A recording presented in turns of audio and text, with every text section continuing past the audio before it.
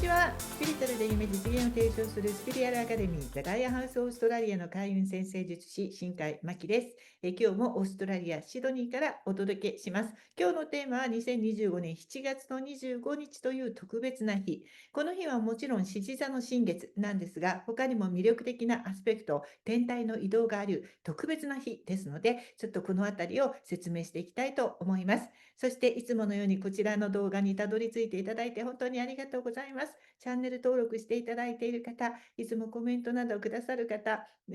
とても感謝しています。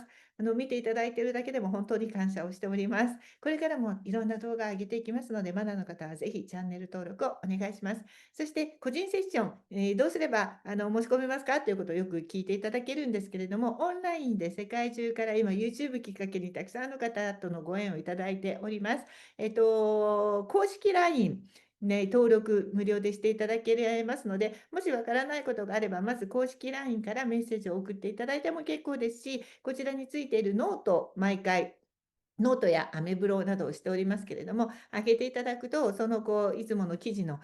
ところの下の方にですね、個人セッションの値段とかついての説明とか、そこを申し込むためのメールへのリンクとかもついておりますので、そこから申し込んでいただきます。わかんないことがあれば、ぜひ LINE で送ってください。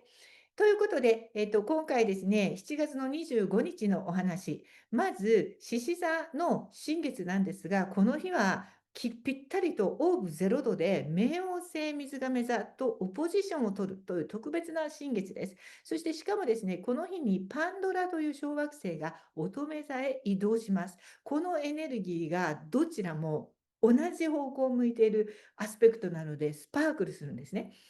先生術っていうのは一つのある日のホロスコープとか皆さんの一つのバースチャートの中にこういうエネルギーに対してプラスのアスペクトもあればこういうエネルギーを阻むようなアスペクトもあるのが普通なんですよ。でそうなっちゃいますよね。たくさんの天体があるからホロスコープの中にたくさんのアスペクトがあるからプラスもマイナスも動くなんですが、今回はたった一つの方向に向けて全アスペクトが集中しているような感じで、これが何かというと、生まれ変わりの覚悟の時、生まれ変わろうとするエネルギーに対して全部追い風が吹きます。ですから、生まれたいか変わりたい方には必見です。で、これネガティブな意味じゃなくて、今が幸せじゃないからっていう意味ではなくて、今よりももっともっと幸せになれるから、そのために覚悟を決めて、今回こそ本気で一番上の人生目指してみない？こういう問いかけがある日なんです。だから動画撮らなきゃと思って撮ってるわけですね。で、もう一つはですね、この7月の25日の次の日の26日にライオンズゲートが開きます。ライオンズゲートに関してはもうすでに動画を上げておりますので、そちらをご覧いただきたいんですけれども、ですから、ここからライオンズゲートが開いていくその前の日、この日を境に深層心理、もうソウルレベルの深いところからの変容です。見かけが変わって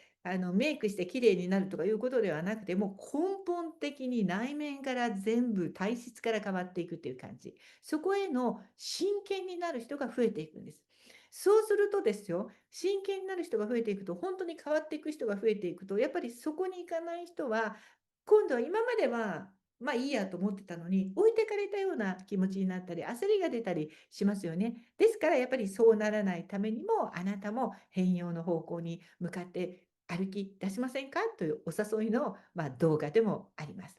で、生まれ変わろうとする覚悟の人が増えていくと、みんなが変わっていくから、みんなが例えば政治に投票したり、みんなが意見を言ったりするわけですから、その人たちが変わると、やっぱり世の中が変わっていくっていうか、世の中を変えることが可能になっていくんですね。そういう目標に向けての25日のアスペクトでもあります。で、もう一つですね、この日、月が獅子座に移動してすぐに獅子座の新月を迎えるので、獅子座のもう前半のところで迎える新月なんです。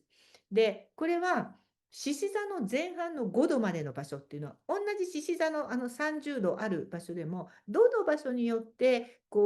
エネルギーって違うんですが、獅子座の前半5度までは、火のエネルギーが最も活性化される場所なんですね。そして個人の中に最強の独創性とか創造的なパッションとか、こう本当に作り出したい、生まれ変わりたい、自分の人生を自分で構築したいというエネルギーが吹き出すところなんです。そこで起こっている新月。そして、もっとピンポイントで今回 2. 点何度ということは、先生術では3度というふうに見なすんですが、お羊座の3度、お羊座じゃない、獅子座の3度っていう場所は、サビアンシンボルで、ノーブラで若者向けの服を着て長い髪を肩に流している中年の女性というかなりインパクトのあるシンボルなんです。で、これはなんとなく日本語で中年女性が若作りしているという響きに、もう若くないのにっていう、ちょっとネガティブなニュアンスが含まれていることが確かにありますが、私は他の今回起こっているアスペクトともう絡めてみると、これは年齢に関係なく、これから再誕生して生まれ変わるチャンスだよと取れる姿です。ノーブラで。もうありのままの自分で、年とか関係なく着たい服を着させてもらうわよ。私みたいにみんな50過ぎて、60過ぎて、もっと例えば自由に生きていいんだよ。髪の毛ピンクに染めてもいいんだよみたいな。そういう生き方へのお誘いとも取れる新月だと思います。年齢とかステータスとか関係なく、ハートの忠実な生き方への再スタートです。本来の自分っていうのは、私たち先生術師から言うと、つまりバースチャートの星を、小惑星も含めてですよ、ここがポイント。小惑星の星も含めて、全てを生かす生き方への強い目覚めっていうのを促してます。先ほど言ったように、バースチャート、個人セッション、私は小惑星をきっちりと読みます。そうすると、多くの人がやっぱりそのセッションの当日まで、その人の小惑星なんか全く無視して生きてきている人多いんです。こんな才能もあるし、こんな可能性もあったのに、そのまま後世を終えるのはもったいないです。持って生まれた星は全部使わなきゃ。なんかそういう目覚めというのが起こっていく時です。で、この生まれ変わったように、実は本当の自分に戻るわけですけど、のエネルギーに魚座の土星と海王星がトライしています。海王星に関してはぴったり0度のオーブでトライするのもこの日なんです。そうすると、これまで夢と理想っていう土星と海王星っていう真逆のエネルギーであったものが、本気で現実的な結果に、夢を本当に結果につなげていくっていう行動へのモチベーションが上がっていきます。これまで途中で諦めてきた人、いろいろやっても現実的な結果には及ばなかった人、もう再チャレンジのチャンスです。そしてそこには年齢は関係ありません。私はいつもこのセプタグラムを今広めてくださっている仲間は50後半、60代の人がちゃんとたくさん一生懸命やられてるんですよ。それまで何にもやってこなかった人も、例えば60っていうのはとっても素晴らしい生まれ変わりの時で、だから還暦、赤ちゃんに戻るって言いますけど、まさにこれぐらいの50後半とか60歳周辺っていうのは、全く今日までやってこなかった新しい役目を引き受けて、もっと楽しい、こんな楽しい願いがあったのっていう人生を、ちょうど後半ですから、ここからね、やるチャンスなんです。本当にそのような還暦みたいなエネルギーがここにはあります。そして、7ハウスにある水亀座の冥王星とさっき言ったようにオポジションっていうことから、個としての、個人としてのアイデンティティである太陽と集団との間に葛藤が生まれるわけですね。水亀座の冥王星という集団との間に葛藤が生まれるんですけれども、この葛藤の中で、世界が変わらないと個人の人生も幸せにならない。個人が幸せじゃなければ世界は幸せになれないということに根本から納得していく可能性が生まれてくるんです。みんな気づくんですよ。どっちも両方やらなきゃいけないなということです。冥王星っていうのは魂の根底的な変容を促します。常に促します。そして水亀座に入った去年の11月からは本気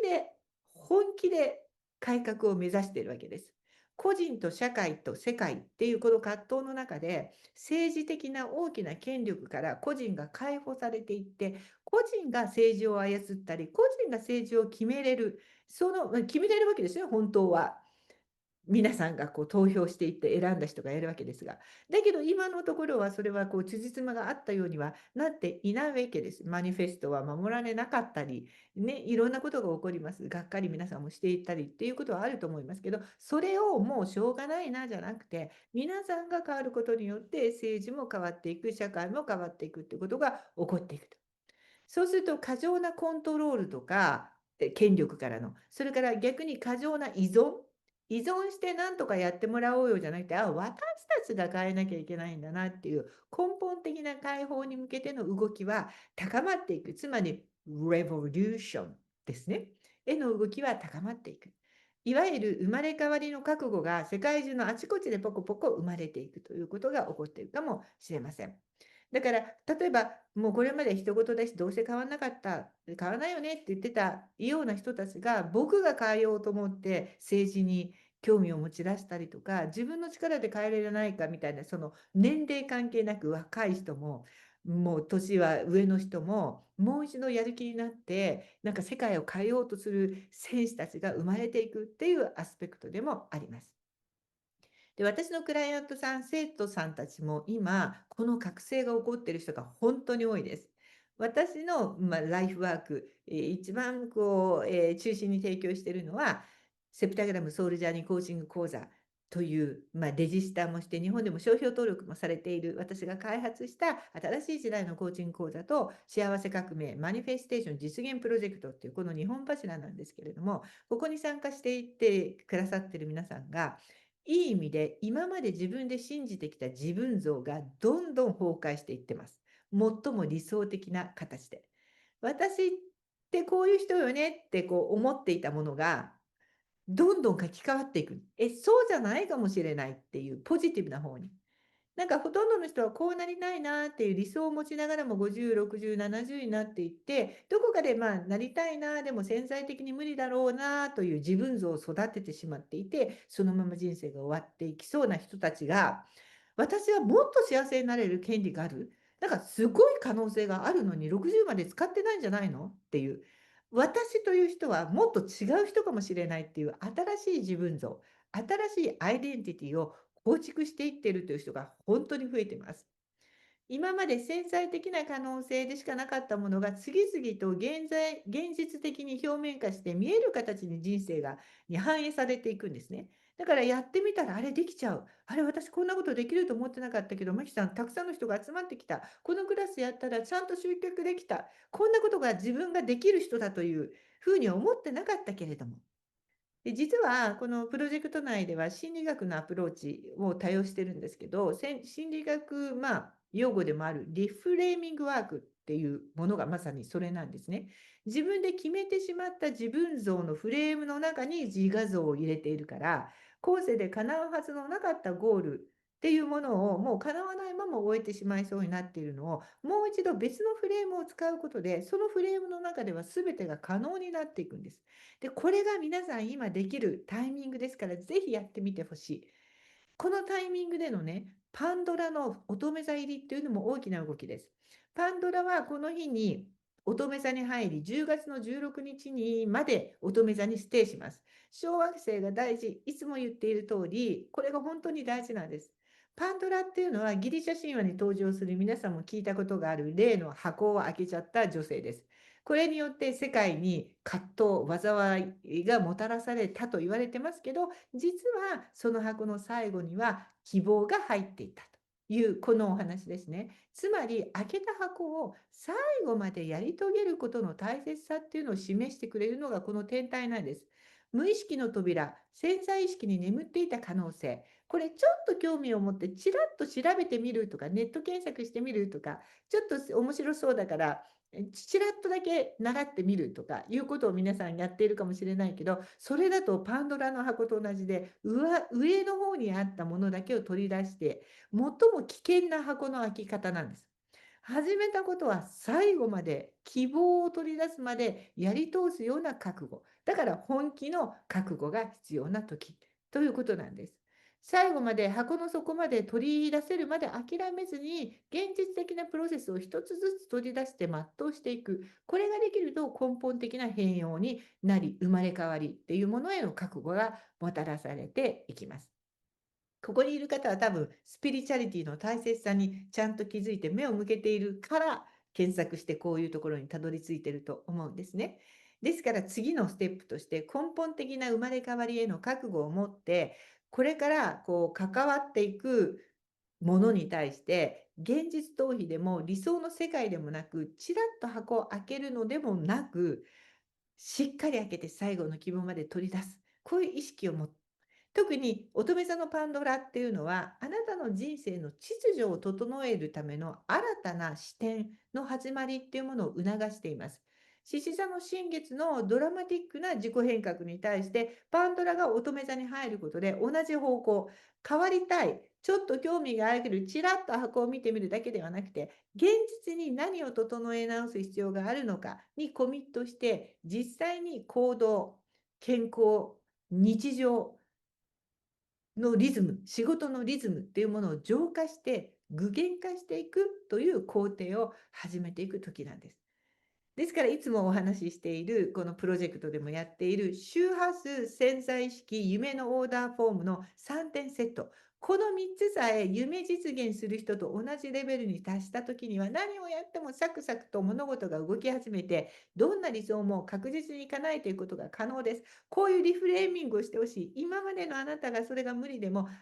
新しいフレームに入ったあなたは、羨ましがってたあの人たちみたいになれるんです。絶対に。この7月25日を境にこの覚悟が増える人たちが増えていくと思います。そして自己実現には社会の変容も必要なことに気づいていくから個人の人生だけではなくてもっと政治社会構造の変化に対しても個人として活動しよう動こうこの役割を果たそうとする人たちが次々と覚悟を決めていく選手たちがいっぱい誕生していくかもしれない。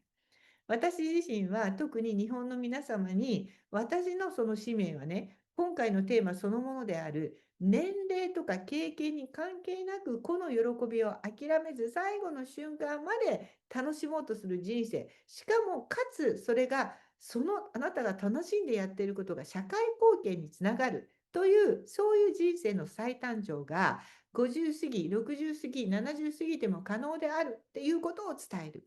それからさっき言った3点セットを整えれば、必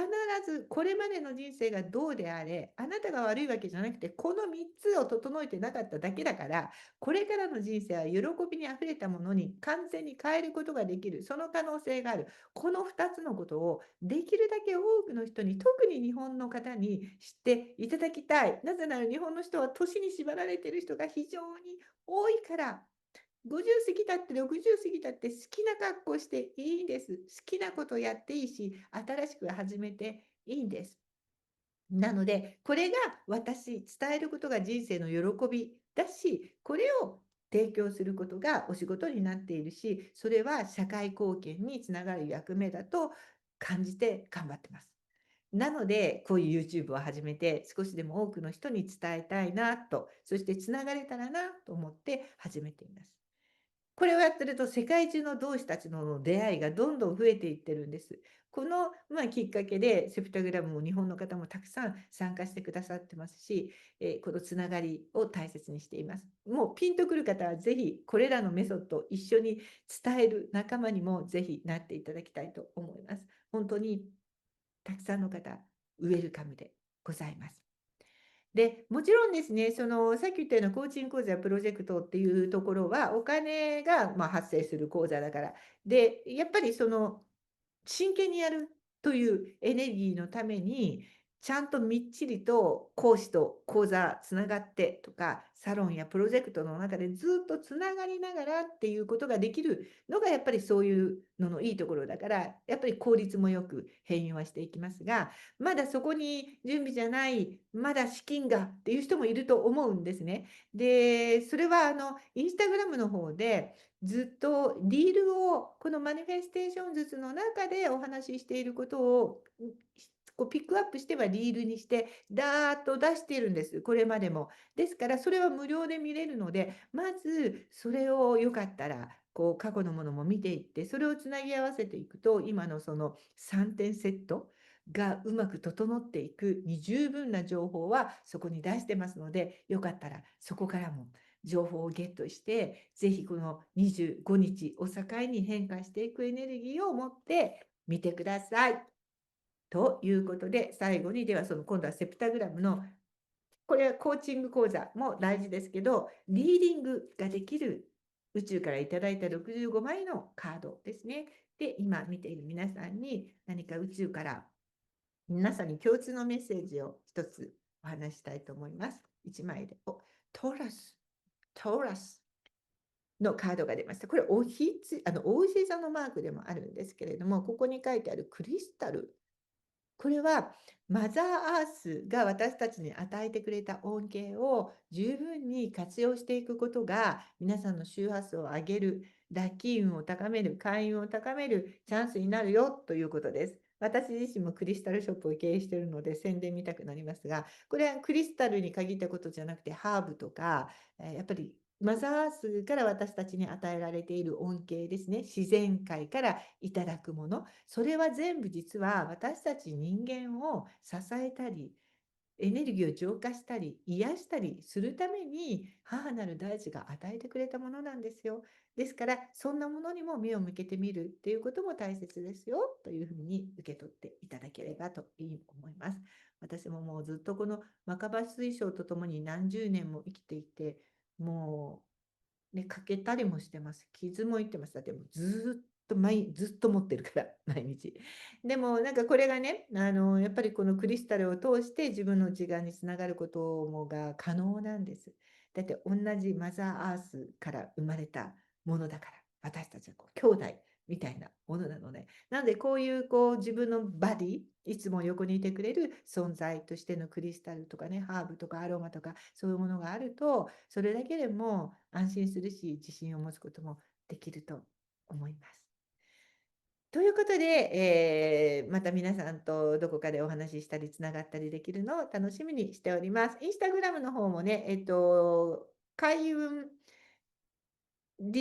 開運ライブは、毎週金曜日の朝にやってますので、そこも見ていただくと、そこではつながりもできるんで、コメントで会話もできるので、よかったら